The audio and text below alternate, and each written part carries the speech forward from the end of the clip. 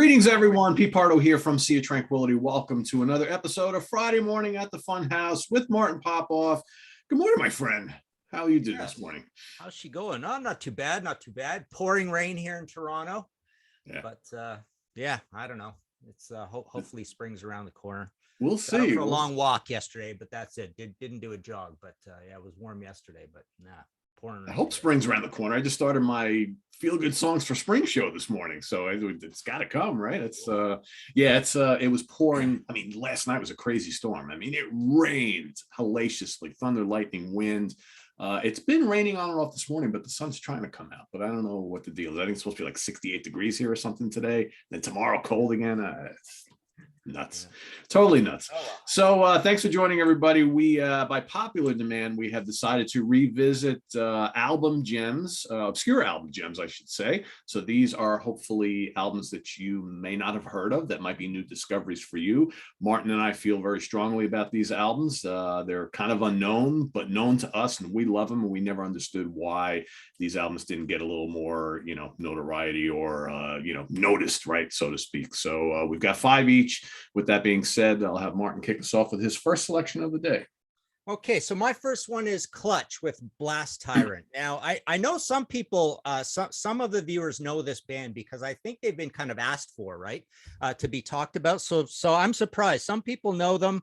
I love them to death. I think they're kind of unknown because they don't tour very much. I think basically they're very underexposed. People should go out and see them if they come to town, because it's going to be very rare that you will see these guys live. But I love them to death. I always say my favorite lyricists of all time are like Captain Beefheart.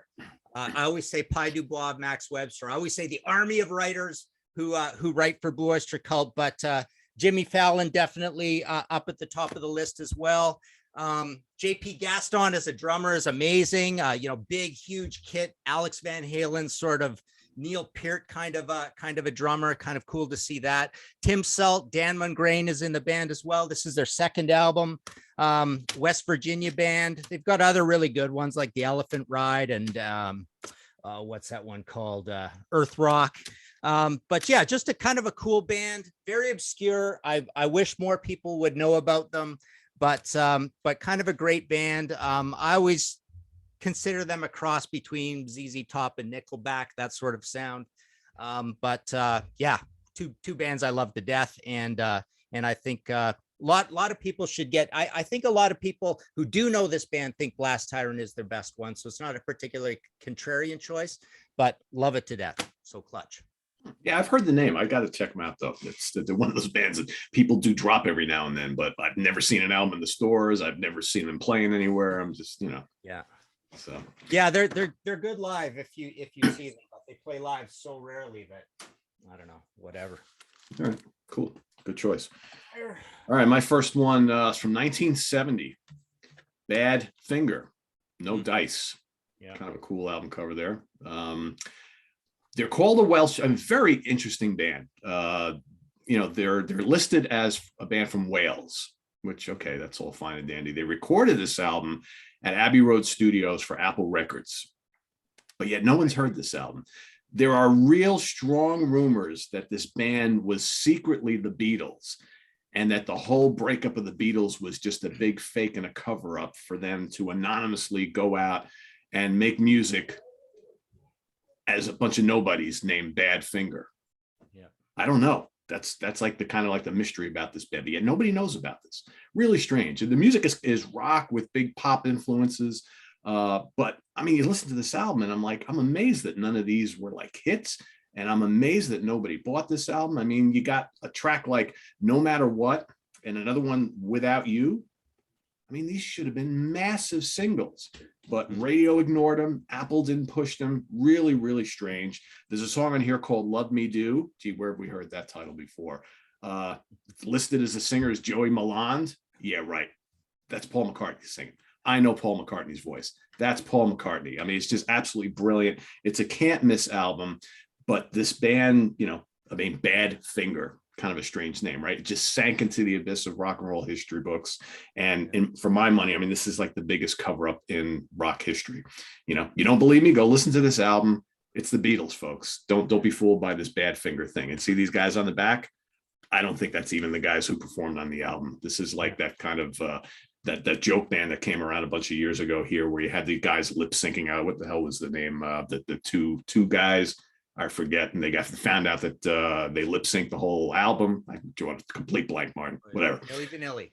Milli Vanilli, that's the one. Yeah, this is the Milli Vanilli of the 70s. I mean, this is just crazy stuff. This is the Beatles, folks. So if you haven't heard it, go seek it out. It's worth checking out. We had a band like that in Canada called Platoon that everybody thought was the Beatles, right? Yep. Same sort of thing, right? Yeah. Kind of a proggy band, but yeah. I know a little bit about them. I kind of like them a little more around the Run with the Pack, Desolation, Angels era, right? Yeah. I mean, I always have to stop there because, yes, I always have to go 9012, and with this too, it's like Desolation Boulevard is sweet and Desolation Angels is Badfinger, right? So yeah, always, every time. So anyways, my next one, King's X, another band that I think some viewers kind of have heard of and know of, but I love this band, and I'm going with their second album, Gretchen Goes to Nebraska, Omaha, Nebraska band, a really cool band. They kind of one reason they didn't go very far is they kind of got put into that whole Amish metal sort of situation. They hated being called that because it kind of pigeonholed them, but Doug Pinnick on vocals, Ty Taylor on guitars, Jerry Gaskett on drums, producing is Sam Taylor, Ty's brother. Cool band. They had an album later called Godman produced by Brenda O'Brien. But kind of a cool band. They get described in history as sort of a cross between either like Anthrax and the Beach Boys. So they got the heavy stuff and they got the harmonies. And I've also heard people call them like a cross between Herman's Hermits and Machine Head. Wow. So yeah, it's worth checking out. Pretty cool band. Again, they don't tour very much, so catch them if you can see them. But just kind of a cool band, and and one of the rare bands that's pretty big out of Nebraska. So put that aside. You don't hear much about a Nebraska band these days. That's pretty cool. No. I mean, I know last episode I talked about Paw from Kansas, right? So Kansas has some bands, but Nebraska, no, they, not known for their rock and roll. So yeah, all right, cool. All right, I'm gonna go over to 1984. Awesome early thrash album from a very obscure German band, Tnt Knights of the New Thunder. Killer album. They have one of the great guitar players of the 80s, this guy named Ronnie Harnell. He's so good. He outshreds Yngwie Malmsteen. And they're coming from right about the same time. Awesome album. Heavy as hell. There's a song in here called Deadly Metal. It's heavier than Slayer from the same time. I mean, you look at this. Does this look like something that would sound like Slayer? It totally does. You got a song like Last Summer's Evil on here. Could have been a Sabotage song. It's just absolutely crushing. The vocals are killer. But this is the only album they ever did like this. After this album, they started doing ballads. They became like a glam metal band, and they just like faded into total obscurity because 1985, nobody was really listening to that sort of thing. And I think the singer later like appeared. I played briefly with Lynch Mob and White Line. He showed up in a bunch of other bands. But it's a really heavy album. And again, other than like the Scorpions, and except who was making heavy stuff like this in Germany at the time, nobody really. So Knights of the New Thunder by TNT, killer album if you haven't heard it already. Yeah, I had to write a bio for them once. So one of their later ones. What the heck is it called? Something one word title, but I loved it. It was kind of an alternative album. They really changed after this album. I like those guys. They were cool. Okay, so my next choice, I don't know how obscure this is, but you tell me. Crocus. Has anybody heard of Crocus? Austrian band. This is so the funny thing about this band that everybody talks about is that they'd go out on tour with people, and they would kind of like be influenced by the headliner, and then their next album would come out like them. It's something everybody kind of says about them, right? They're considered to be Austria's Rose Tattoo, just the same way AC/DC is considered to be Australia's Rose Tattoo.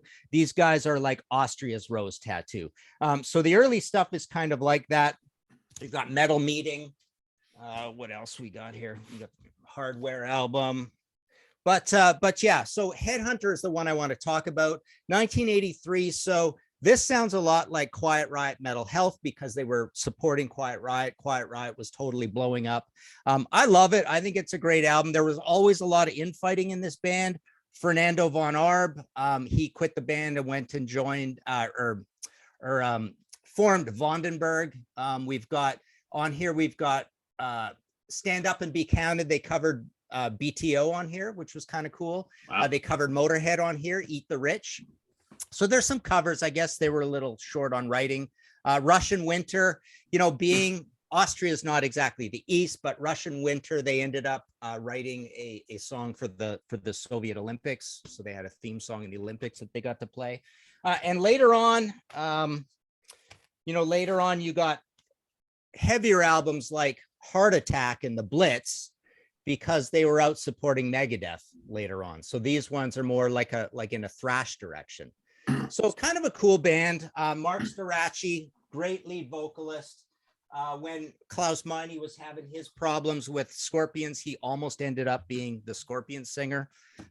He's got kind of a cool voice that way. I've heard rumors also that Nazareth was thinking about him as well when Dan was having his COPD problem. Yeah.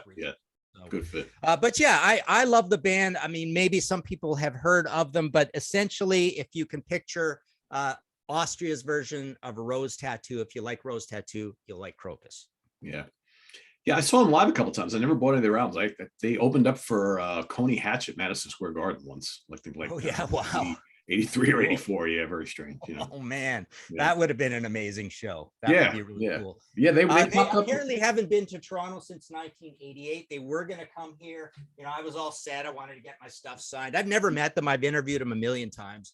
And this is pre-COVID. For some reason, they had a tour canceled, maybe, poor ticket sales or something like that. But yeah, they hadn't been here since those thrash days of the late 80s. And I've yet to meet them. I've talked to them on the phone lots of times. I love talking to them. I even wrote 2 of those little 99-cent ebook things over at Zunior, just on ebook on One Vice at a Time and Headhunter. So yeah, I love them, but I just wish more people knew about them because they're just completely an unknown band. Yeah. Cool. All right. My next choice is from a guy we've seen here on the channel before, Arjen Anthony Lucassen from Star One. That's the band everybody knows that he's in, that he, the project that he does. But he did this really, really obscure one-off sci-fi concept album thing in 1988 called Arion, Into the Electric Castle. It's a double album. Wow. It's packed full of people nobody's ever heard of, but it's actually pretty cool. It's kind of like this sci-fi proggy metal type of thing. Like I said, it's like sort of like rock opera-ish. If you like Tommy, you probably like this album. It's pretty cool. Lots of guests.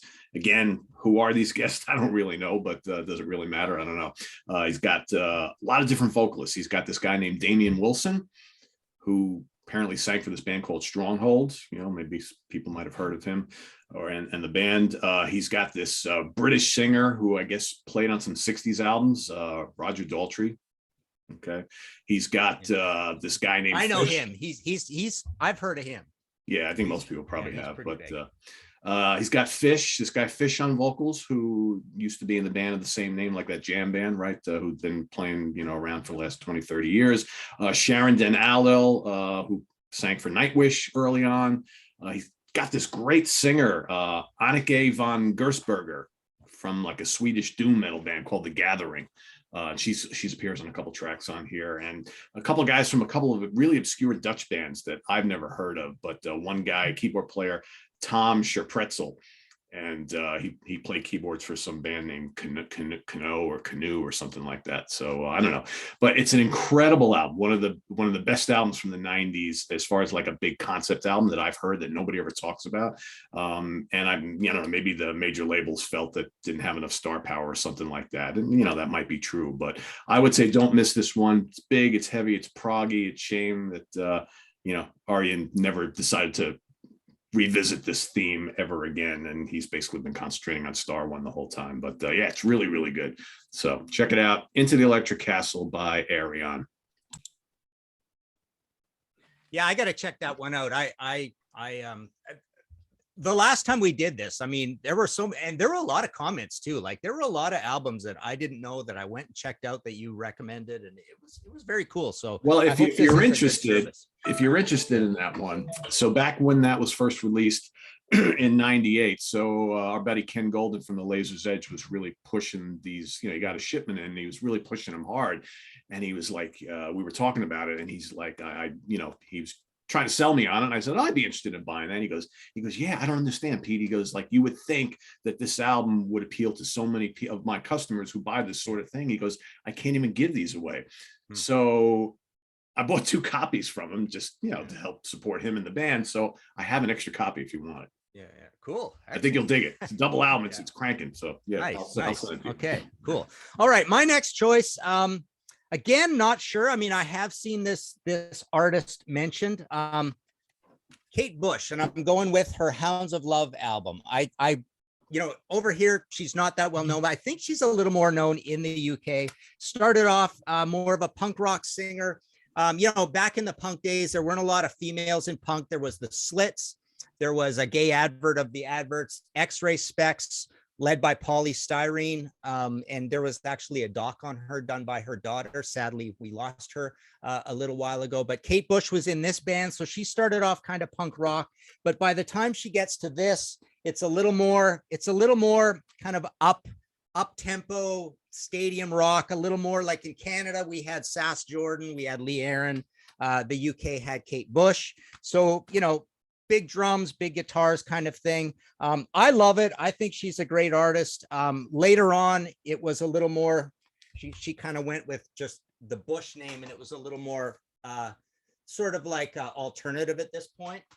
You know, a little more vocal fry, because she had a lot of, you know, I would describe this sound as a little more like Joni Mitchell crossed with Sir Lord Baltimore kind of idea. Oh, wow. Well, maybe a little bluesier than that. Maybe Foghat crossed with Joni Mitchell, but so kind of like so like Alana Miles, sort of, right? Yeah, exactly. Like I said, we had Sass Jordan, and it reminds me a lot of Sass Jordan. She looks like Sass Jordan, right?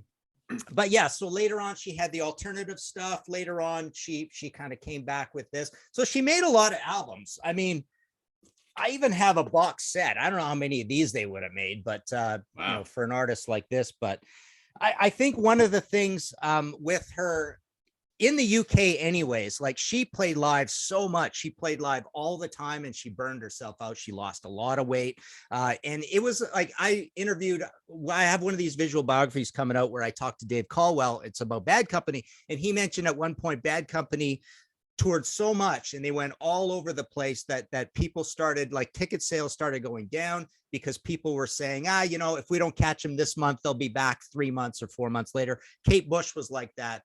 All over the UK. She just toured and toured and toured and toured. And I think she kind of burned herself out. And that's why the output kind of went down. But I love her sound. I thought it was really cool. I like that middle sound. I like the later alternative sound when she was just, you know, out there as Bush.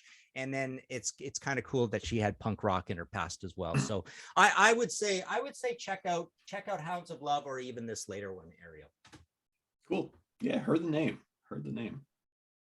One of these days I'll investigate it amongst the other million other bands that I got to check out, right? All right. So this next band is probably one of the unsung New York bands of all time. So, you know, we talked recently, we were talking about New York bands and, you know, how New Yorkers are, you know, hold a lot of the New York bands pretty close to heart and whatnot. And this is a band, I mean, this is one of the greatest club bands of all time. It's Jay Giles' band, Love Stinks, from 1980. Yeah. I mean, how cool is it? They even managed to get Donnie Marie Osmond to do the cover, right? I mean, that's you would think you're in the big time when you get Donnie Marie to be on your album, but you know, never meant to be. This is like one of the greatest indie bands of all time. I guess, you know, the general public and radio was just not ready for something this heavy. This is one of the heaviest albums of 1980. And in fact, one of the heaviest songs of 1980 is this song called Comeback. It's just absolutely crushing. And I think if this would have come out like maybe 2 or 3 years later, you know, like maybe 83, maybe 84, it could have been a mega album. They had this total character guy on saxophone named Magic Dick. I mean, what the hell kind of name is that, right? But the guy just burned up the saxophone, and saxophone in heavy metal.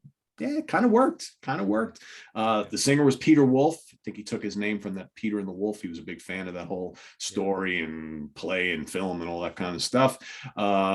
But apparently early on they were talking to a couple major labels, and they wanted to go out as the John Warren Giles Jr. band, because the guy who formed the band on guitar, that's his name, and they're like, nah, it's way too long. You got to shorten that name up. So they decided to change the name to Jay Giles Band, and then the label they were talking to didn't wind up not signing him anyway. Yeah. But they continue to use the name. They've released a ton of albums. They play in clubs all the time. Unless you're like a New Yorker, you're never going to see these guys. Yeah. Title track should have been huge. What a hook in this song. But again, indie band playing on the radio, not going to happen. I think if you're here in New York, you probably heard of them. If you haven't, go check them out. They've got a ton of albums. Love Stinks, kind of a crappy name, but hey, got Donnie Marie Osmond on the cover. So it's sort of like the Riot story, right? I mean, the only heavy band out of New York, and the new wave British heavy metal loved them or whatever. But I swear, I mean, I would say a reason those guys didn't make it is the stupid name. I mean, the long name is even stupider, but even the short name is stupid, right? Yeah, it totally is. Yeah, totally ridiculous. Is. All right. So my last choice is Gamma. Now, I don't know who knows about Gamma. I'm going to talk about Gamma 3. So they came out with a debut in '79 called Gamma. So this is Ronnie Montrose. Ronnie Montrose famously went and quit his own band. Essentially, Sammy Hagar continued it on and did good with it. So basically what happens, then you get Gamma 2. But in the interim, Sammy puts out this Montrose album, which ticks Ronnie off because, he's using the name or whatever. And it's kind of a hit. People like it. So Ronnie's feel like, my thunder is being stolen here, sort of thing. So he says, I'm going to come back with an album that is twice as heavy as Gamma 2 kind of thing. So he comes up with Gamma 3. By the way, this is where Genesis got the idea for this. See the similarity, right? Yeah. So, because Phil was a big Ronnie fan, right? Essentially, so they came out with this super heavy album, Gamma 3, and it's got the Moving Violation Mobile Devotion Suite on it, which was a dig at Sammy, because Sammy had done Bad Motor Scooter and he'd done Street Machine, so driving around Trans Am and all this kind. So Ronnie came back with this Moving Violation Mobile Devotion Suite, and then of course Sammy comes back at Ronnie later and writes I Can't Drive 55, which is a direct response to the competition going on between the two bands. So so it's kind of funny that Ronnie would kind of leave his own situation. This was fairly big in the UK at the time, because the new wave of British heavy metal is going strong by 1982. They've got this guy Mitchell Froome writing for them, and he's kind of even heavier than Ronnie. He knows all this stuff. He's a big Tigers of Pantang and Quartz guy are his main sort of influences. But yeah, essentially the heaviest Gamma album, and the British loved it, and basically good competition with Sammy again, and the fight sort of continued on. So I don't know who kind of knows Gamma, but I bet some people know Montrose. Oh yeah. Yeah, isn't it amazing how you have a fairly notable band like that, and then one of the offshoots just like goes nowhere? So yeah, it happens. Yeah, exactly. Yeah. All right, my last choice for today, going to go back to 1968, self-titled release from this little-known band from Philadelphia, Nas. Probably most known for the band from Scotland, Nazareth, actually making a statement and saying, what a stupid band name. It's kind of needs to be longer. So they basically took that and added Areth, and Nazareth became really big, and this band faded into obscurity, right? Made up of a bunch of guys who nobody really ever heard of before. A guy named Todd Rundgren, Carson Van Osten, Robert Antoni, Tom Mooney, right? Bunch of names that nobody recognizes, of course, but pretty cool, really heavy, like psychedelic garage music, right? Probably greatly influenced bands like Grand Funk Railroad and the MC5, It's kind of heavy, for the most part. Really good guitar riffs. In fact, I'd argue that these guys might be one of the unsung kind of proto metal bands of this era. But weird enough, like in the middle of the album, they have this song, "Hello, It's Me," which is pretty catchy. And in fact, remade a bunch of years later by Harry Nilsson, of all people, and it became a huge hit. So that's like another one of their claims to fame, right? It's the band that originally recorded a song that became huge years later, but nobody knows about the original band. But the album cover kind of screams, we want to be the Beatles, we want to be the Who, we want to be the Stones, which kind of got that feel. But that sadly never happened. They released 3 albums, some of the 3 best heavy rock albums of the late 60s, early 70s. But unfortunately, this band has just been relegated to a little fine print in the history books of rock and roll. So Naz, self-titled, pretty cool album. Nice. I dig it a lot. Nice. So excellent. Cool. There you have it, everybody. Some more obscure gems from our collections. And if you haven't heard any of these bands before, I highly recommend you check them out, because we think pretty highly of them, and quite frankly, I'm perplexed that some of these bands just didn't do big things, but that's the way the music world goes. So anyway, Martin, what's going on your end over books, podcasts, contrarians? I know you got stuff happening all the time. Well, let's see. We did a contrarians on worst Judas Priest album, and I picked Stained Class, so we'll see how that goes over. But that just went up today. And I've got the History in 5 Songs podcast, and I just did that one on pub rock, and I hate pub rock, so I hated all the music in it. So that was kind of a funny one. It's probably not going to get a lot of listens either, but let's see. And the books, the Dio, martinpopoff.com for all the books. I'll just show you this. I almost don't want to show this to you because I don't want people asking me about it, but this big David Bowie book that I wrote, I got a copy of it, and it's plastic, felt. You're actually going to get sent one of these by the publisher. And then it comes out of a slipcase like this. Wow. It's gorgeous, but it's not out till June. And it's got an envelope with a print and I can't remember what else was in it, but then, just big, beautifully designed hardcover. I had to write about 75 David Bowie career highlights. So that's pretty cool. I'm excited about that, but it's expensive. It's got a $75 US list price and a $99 list price here in Canada. So I don't know what's going to happen with it, but with me.